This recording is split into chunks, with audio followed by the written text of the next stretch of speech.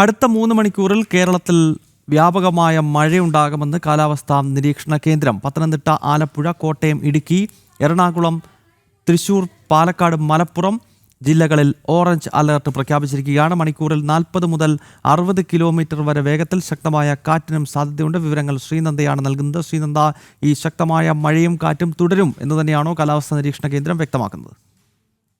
തീർച്ചയായിട്ടും ഗൗതം, അടുത്ത 3 മണിക്കൂർ കേരളത്തിൽ പത്തനംതിട്ട, ആലപ്പുഴ, കോട്ടയം, ഇടുക്കി, എറണാകുളം, തൃശൂർ, പാലക്കാട് എന്നീ ജില്ലകളിൽ ഓറഞ്ച് അലർട്ടാണ് പ്രഖ്യാപിച്ചിരിക്കുന്നത്. മണിക്കൂറിൽ 40 മുതൽ 60 കിലോമീറ്റർ വേഗതയിൽ ശക്തമായ കാറ്റിനുള്ള സാധ്യതയുണ്ടെന്നും പറയുന്നുണ്ട്.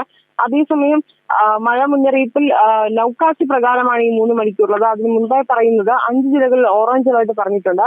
അതുപോലെ 7 ജില്ലകളിൽ യെല്ലോ അലർട്ട് നൽകിയിട്ടുണ്ട്. നാളെയും അലേർട്ടുകളൊക്കെ തന്നെ നൽകിയിട്ടുണ്ട്. മത്സ്യബന്ധനത്തിന് ഇപ്പോഴും വിലക്ക് തുടരുകയാണ്. മലയോര മേഖലയിൽ പ്രത്യേക ജാഗ്രതാ നിർദ്ദേശമുണ്ട്. ഇടിമിന്നലോട് കൂടിയ ശക്തമായ മഴയായിരിക്കും വരും മണിക്കൂറിൽ സംസ്ഥാനത്തുടനീളം ഉണ്ടാകാൻ പോകുന്ന മുന്നറിയിപ്പാണ് കാലാവസ്ഥാ നിരീക്ഷണ കേന്ദ്രം നൽകുന്നത്.